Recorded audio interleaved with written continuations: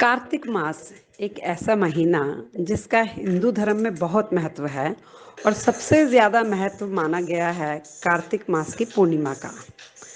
कार्तिक पूर्णिमा का महत्व वैष्णव भक्तों और शैव भक्तों के लिए तो है ही, साथ ही साथ सिख धर्म और जैन धर्म के लिए भी बहुत महत्व है।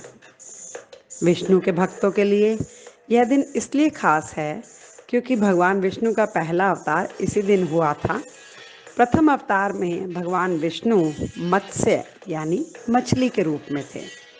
भगवान को यह अवतार वेदों की रक्षा, प्रलय के अंत तक सप्तऋषियों, अनाजों एवं राजा सत्यव्रत की रक्षा के लिए लेना पड़ा था।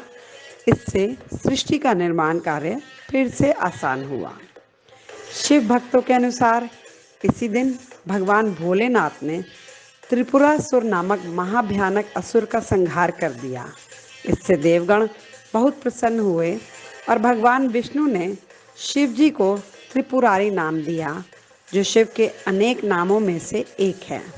इसलिए इसे त्रिपुरी पूर्णिमा भी कहते हैं। कार्तिक पूर्णिमा को देव दिवाली के रूप में भी मनाया जाता है। आषाढ़ शुक्ल एकादशी से भगवान विष्णु 4 मास के लिए योग निद्रा में लीन होकर कार्तिक शुक्ल एकादशी को पुनः जागते हैं। भगवान विष्णु के योग निद्रा से जागरण से प्रसन्न होकर समस्त देवी देवताओं ने पूर्णिमा को लक्ष्मी नारायण की महाआरती करके दीप प्रज्वलित किए और तब से यह दिन देवताओं की दीपावली या देव दिवाली भी कहलाता है। इस दिन दीपदान व व्रत पूजा आदि करके हम भी देवों की दीपावली में शामिल होते हैं, ताकि हम अपने भीतर देवत्व धारण कर सकें, अर्थात सद्गुणों को अपने अंदर समाहित कर सकें। सिख धर्म में कार्तिक पूर्णिमा के दिन को प्रकाशोत्सव के रूप में मनाया जाता है, क्योंकि इसी दिन सिख संप्रदाय के संस्थापक गुरु नानक देव जी का जन्म हुआ था। गुरु नानक जी का जन्म दिवस सिख समुदाय द्वारा मनाया जाने वाला सबसे सम्मानित दिन है। इसे गुरुपूरब के नाम से भी जाना जाता है, जिसका अर्थ है गुरुओं का उत्सव। गुरु नानक देव जी ने सिख समुदाय की नींव रखी थी।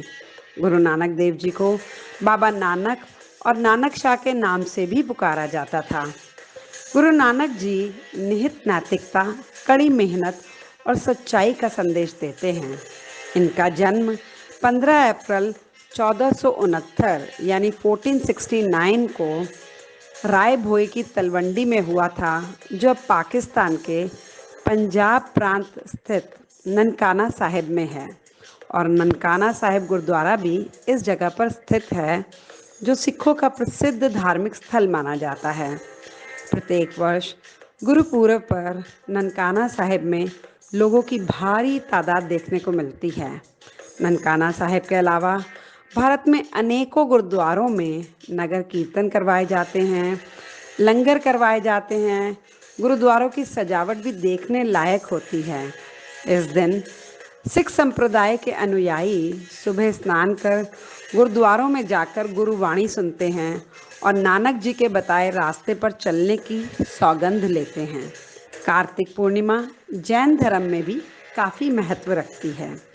जैन तीर्थयात्री गुजरात में पलिताना जैन मंदिरों में पहुंचते हैं। इसे श्री शांति राजे तीर्थ यात्रा के रूप में जाना जाता है। यह यात्रा एक जैन भक्त के जीवन में एक महत्वपूर्ण धार्मिक प्रसंग है, जो शांति के नज़दीक पहाड़ी पर भगवान आदिनाथ मंदिर की पूजा करने के लिए पैदल 216 किलोमीटर चौड़े पहाड़ी इलाके की यात्रा करते हैं। जैन धर्म की मान्यता के अनुसार पहले तीर्थंकर भगवान आदिनाथ अपना पहला धर्मोपदेश देने के लिए इन पहाड़ियों पर आए थे। जैन ग्रंथों के अनुसार लाखों साधु और साध्वियों ने इन पहाड़ियों पर उद्धार प्राप्त किया है। इस तरह कार्तिक पूर्णिमा एक नहीं बल्कि कई वजहों से खास है। इस दिन गंगा स्नान और दान करने का विशेष महत्व है। खासकर दीपदान को विशेष माना जाता है। इसलिए इस दिन किसी पवित्र नदी, तालाब, मंदिर एवं खुले आकाश के नीचे दीप अवश्य जलाएं। ऐसा करने से आपको पुण्य फलों की प्राप्ति होगी। माँ लक्ष्मी की प्रसन्नता के लिए तुलसी पूजन कर तुलसी के पौधे के नीचे दीपक अवश्य जलाएं। कार्तिक पूर्णिमा के दिन गंगा स्नान का भी बहुत महत्व बताया गया है। कहा जाता है कि इस दिन गंगा स्नान करने से मनुष्य को मोक्ष की प्राप्ति होती है और गंगा में डुबकी लगाने से सारे पापों का नाश होता है। इस दिन गंगा नदी पर हजारों की संख्या में श्रद्धालु स्नान करने के लिए पहुंचते हैं। आप सभी को कार्तिक पूर्णिमा, त्रिपुरी पूर्णिमा, देव दिवाली, गुरु पूरब, प्रकाश दिवस और गुरु नानक जयंती की बहुत बहुत बधाई। भगवान करे इस दिन के जले दीप आपका आगे का जीवन प्रकाशित करें और कोरोना रूपी अंधियारा हर लें। धन्यवाद।